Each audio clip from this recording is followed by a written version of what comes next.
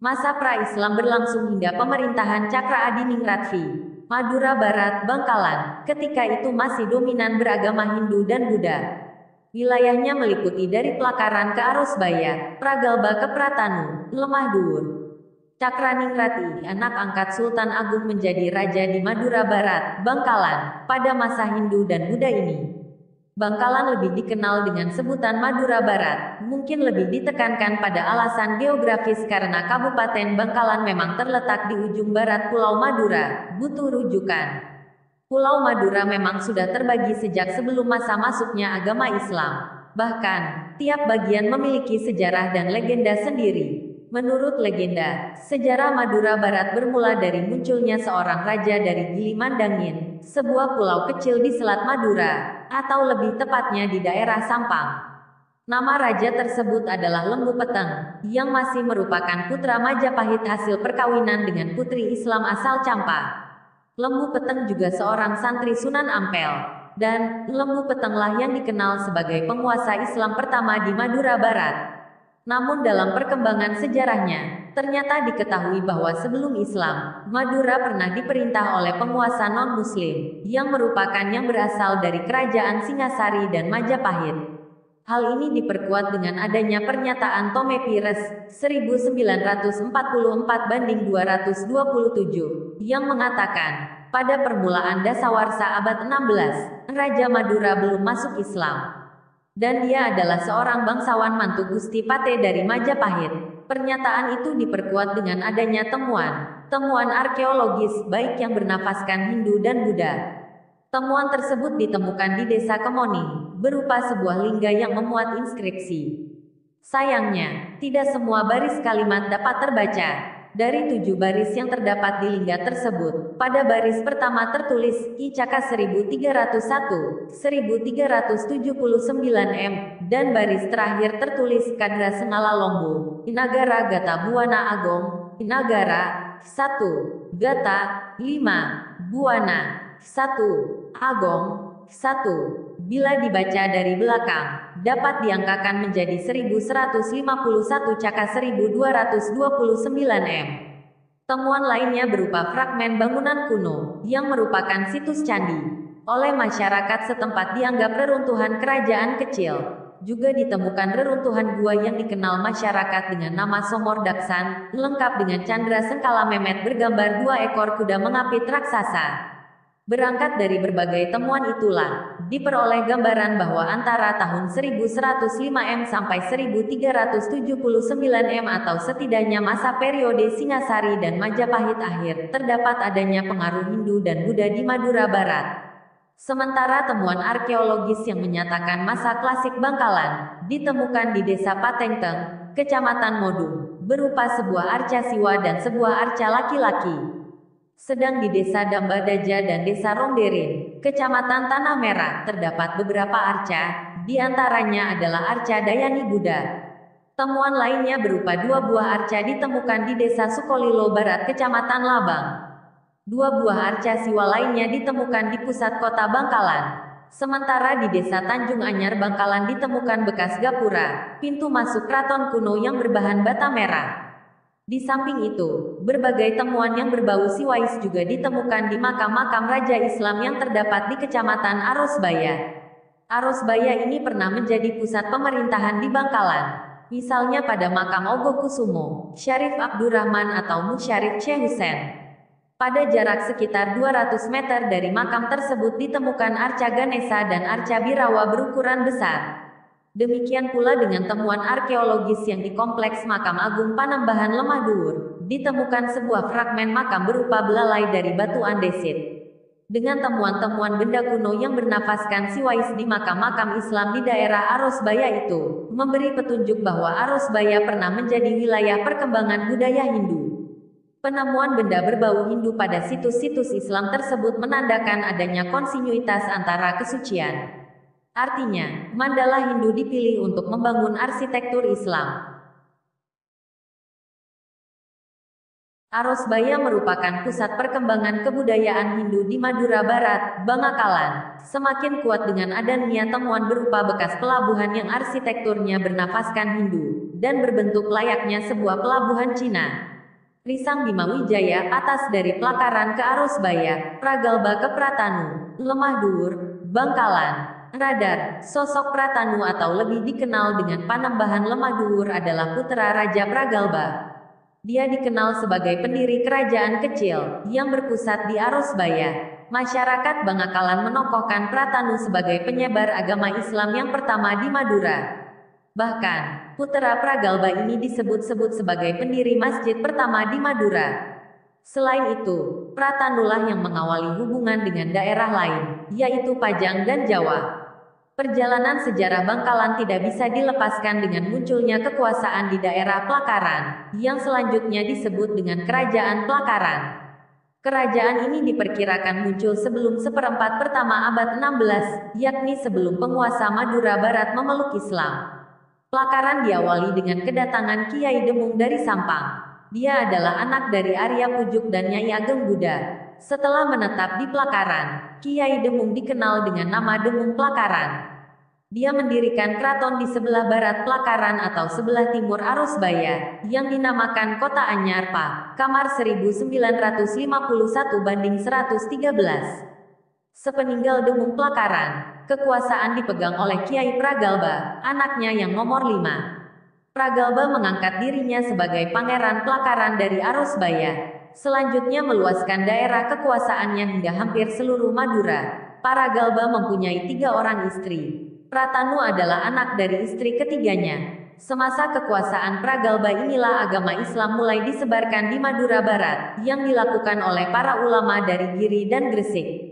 Penyebarannya meliputi daerah pesisir pantai sekitar Selat Madura pada abad ke-15. F. A. Sucipto Tirtoatmojo 1983:13. Islam berkembang pesat sejak penyebarannya dilakukan secara teratur oleh Syekh Husain dari Ampel, Hamka 1981:137. Bahkan, ia mendirikan masjid di Arusbaya. Menurut cerita masyarakat Arusbaya, reruntuhan di sekitar makam Syekh Husain adalah masjid yang didirikannya. Namun meski Islam sudah masuk di Madura Barat, Pragalba belum memeluk Islam. Tetapi justru putranya Pratanu yang memeluk agama Islam. Peristiwa tersebut ditandai dengan candra sengkala yang berbunyi, Sirna Pandawa Kertaning Nagara, 1450 Caka 1528 M. Peristiwa tersebut berbarengan dengan pudarnya kekuasaan Majapahit setelah dikuasai Islam tahun 1527 M.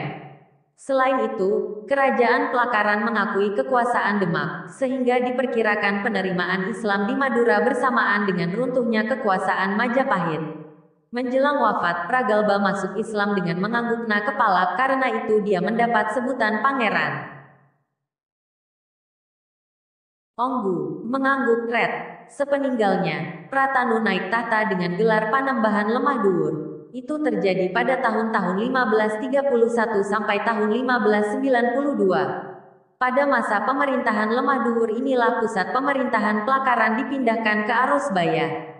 Karena itu, dia mendapat julukan sebagai pendiri kerajaan Arusbaya. Lemahlah Dhuwur yang mendirikan keraton dan msajid pertama di Arusabaya. Selama masa pemerintahan Panembahan Lemah Dhuwur, kerajaan Arusbaya telah meluaskan daerah kekuasaannya hingga ke seluruh Madura Barat, termasuk Sampang dan Blega. Panembahan Lemah Dhuwur mengawini putri Triman dari Pajang. Ini juga menjadi bukti bahwa Lemah Dhuwur adalah penguasa Madura pertama yang menjalin hubungan dengan Jawa. Berdasarkan tutur Madura Barat, Raffles mengatakan bahwa Lemah Dhuwur adalah penguasa terpenting di daerah Jawa Timur pada masa itu. Panembahan Lemah Dhuwur wafat di Arusbaya pada tahun 1592 M setelah kembali dari kunjungannya ke Panembahan Ronggo Sukowati di Pamekasan. Sesuai dengan tradisi dia dimakamkan di Kompleks Makam Agung Lemah Dhuwur. Selanjutnya kekuasaan Arusbaya dipegang oleh putranya yang bernama Pangeran Tengah, hasil perkawinannya dengan Puteri Pajang. Pangeran Tengah berkuasa tahun-tahun 1592 sampai tahun 1620.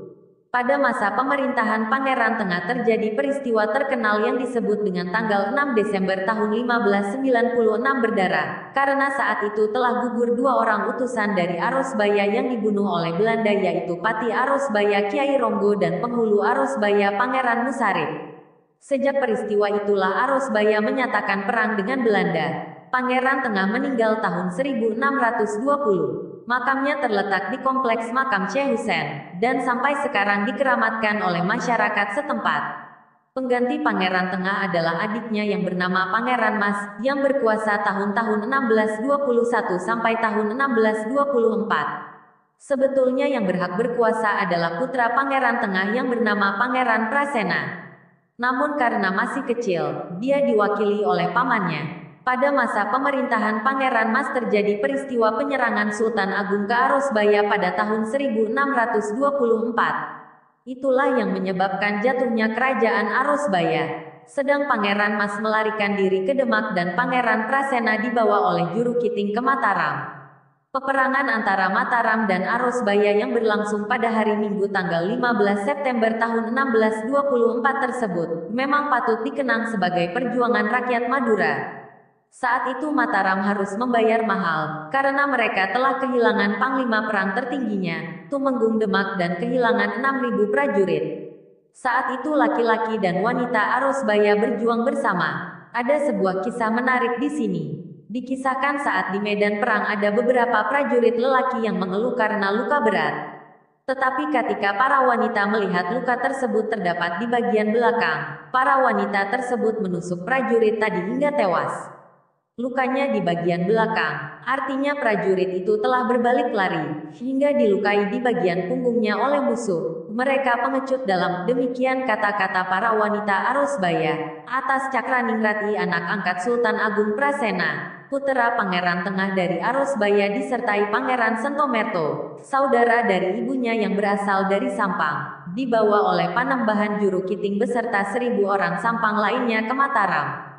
Di Mataram Prasena diterima dengan senang hati oleh Sultan Agung, yang selanjutnya diangkat sebagai anak.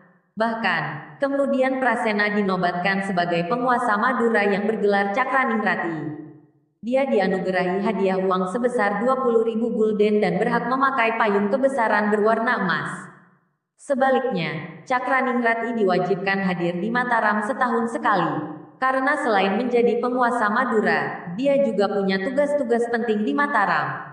Sementara pemerintahan di Sampang dipercayakan kepada Pangeran Santomerto, Cakraningrat I kemudian menikah dengan adik Sultan Agung. Namun hingga istrinya meninggal dia tidak mendapat keturunan. Kemudian Cakraningrat I menikah dengan Ratu Ibu, yang masih keturunan Sunan Giri. Dari perkawinannya kali ini dia mempaai 3 orang anak, yaitu Raat Mojonegoro, Undagan, dan Ratu Mertoparti. Sementara dari para selirnya dia mendapatkan 9 orang anak, salah satu di antaranya adalah Demang Melaya. Sepeninggal Sultan Agung tahun 1645 yang kemudian diganti oleh Amangkurat pertama, Cakraningrat harus menghadapi pemberontakan Pangeran Alit, adik raja. Tusukan keris setan kober milik Pangeran Alit menyebabkan Cakraningrat I tewas seketika. Demikian pula dengan puteranya Raat Mojonegoro. Begitu melihat ayahnya tewas dia segera menyerang Pangeran Alit, tetapi dia bernasib sama seperti ayahnya. Cakraningrat I diganti oleh Undagan. Seperti halnya Cakraningrat I, Undagan yang bergelar Cakraningrat II ini juga lebih banyak menghabiskan waktunya di Mataram. Pada masa pemerintahannya, terjadi pemberontakan putra Demang Melaya yang bernama Trunojoyo terhadap Mataram. Pemberontakan Trunojoyo diawali dengan penculikan Cakraningrat II dan kemudian mengasingkannya ke Lodaya Kediri. Pemberontakan Trunojoyo ini mendapat dukungan dari rakyat Madura, karena Cakraningrat II dinilai rakyat Madura telah mengabaikan pemerintahan Madura. Kekuatan yang dimiliki kubu Trunojoyo cukup besar dan kuat karena dia berhasil bekerja sama dengan Pangeran Kejoran dan Kraeng Galesong dari Mataram. Bahkan, Trunojoyo mengawinkan putrinya dengan putra Kraeng Galesong, untuk mempererat hubungan. Tahun 1674 Trunojoyo berhasil merebut kekuasaan di Madura. Dia memproklamirkan diri sebagai Raja Merdeka Madura Barat, dan merasa dirinya sejajar dengan penguasa Mataram. Berbagai kemenangan terus diraihnya, misalnya, kemenangannya atas pasukan Makassar, Mei tahun 1676, dan Oktober tahun 1676 Trunojoyo menang atas pasukan Mataram yang dipimpin Adipati Anom. Selanjutnya Trunojoyo memakai gelar baru yaitu Panembahan Maduretna. Tekanan-tekanan terhadap Trunojoyo dan pasukannya semakin berat sejak Mataram menandatangani perjanjian kerjasama dengan VOC, tanggal 20 Maret tahun 1677. Namun tanpa diduga Trunojoyo berhasil menyerbu ibu kota Mataram, Pleret, sehingga Amangkurat harus menyingkir ke barat dan meninggal sebelum dia sampai di Batavia. Benteng Trunojoyo sedikit demi sedikit dapat dikuasai oleh VOC. Akhirnya Trunojoyo menyerah di lereng Gunung Kelut pada tanggal 27 Desember tahun 1679. Dengan padamnya pemberontakan Trunojoyo, VOC kembali mengangkat Cakraningrat II sebagai penguasa di Madura karena VOC merasa Cakraningrat telah berjasa membantu Pangeran Puger saat melawan Amangkurat III, sehingga Pangeran Puger berhasil naik tahta bergelar Paku Buwono I. Kekuasaan Cakraningrat di Madura hanya terbatas pada Bangkalan, Blega dan Sampang. Pemerintahan Madura yang mulanya ada di Sampang oleh Cakraningrat II dipindahkan ke Tonjung Bangkalan dan terkenal dengan nama Panembahan Siding Kamal, yaitu ketika dia meninggal di Kamal tahun 1707 saat dia pulang dari Mataram ke Madura dalam usia 80 tahun. Raden Tumenggung Sosrodiningrat menggantikan kedudukan ayahnya sebagai Bupati Madura Barat dengan gelar Cakraningrat III. Suatu saat terjadi perselisihan antara Cakraningrat dengan menantunya, Bupati Pamekasan yang bernama Arya Adikara. Untuk menghadapi pasukan dari Pamekasan, Cakraningrat III meminta bantuan dari pasukan Bali. Di masa Cakraningrat inilah Madura betul-betul bergolak, terjadi banyak peperangan dan pemberontakan di Madura. Tumenggung Surahadiningrat yang diutus Cakraningrat untuk menghadapi pasukan Pamekasan ternyata menyerang pasukan Cakraningrat sendiri dengan bantuan pasukan Sumenep. Sekalipun Cakraningrat meninggal, pergolakan di Madura masih terus terjadi. Cakraningrat III digantikan oleh Timenggung Surahadiningrat dengan gelar Cakraningrat IV. Awal pemerintahan Cakraningrat IV diwarnai banyak kekacauan. Pasukan Bali di bawah kepemimpinan Dewa Ketut yang sebelumnya diminta datang oleh Cakraningrat III, datang dengan membawa 1000 prajurit. Tahu yang meminta bantuan sudah meninggal dan situasi telah berubah, pasukan Bali menyerang Tonjong.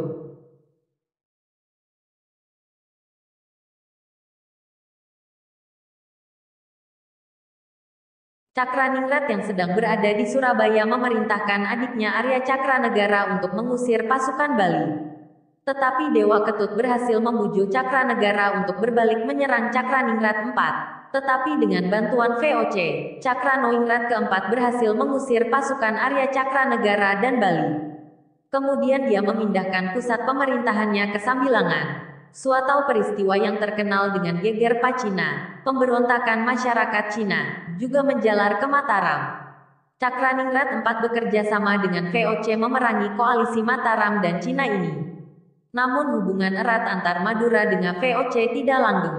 Cakraningrat menyatakan perang dengan VOC karena VOC telah berkali-kali melanggar janji yang disepakati. Dengan bekerja sama dengan pasukan Mengui Bali, Cakraningrat berhasil mengalahkan VOC dan menduduki Sedayu, Lamongan, Jipang dan Tuban. Cakraningrat juga berhasil mengajak Bupati Surabaya, Pamekasan dan Sumenep untuk bersekutu melawan VOC. Tapi Cakraningrat tampaknya harus menerima kekalahan setelah VOC mengerahkan pasukan dalam jumlah besar. Cakraningrat dan 2 orang putrinya berhasil melarikan diri ke Banjarmasin, namun oleh Raja Banjarmasin dia ditangkap dan diserahkan pada VOC. Cakraningrat diasingkan ke Kaap Degudehuk, Tanjung Penghargaan, dan meninggal di tempat pembuangannya, sehingga dia juga dikenal dengan nama Panembahan Sidengkap.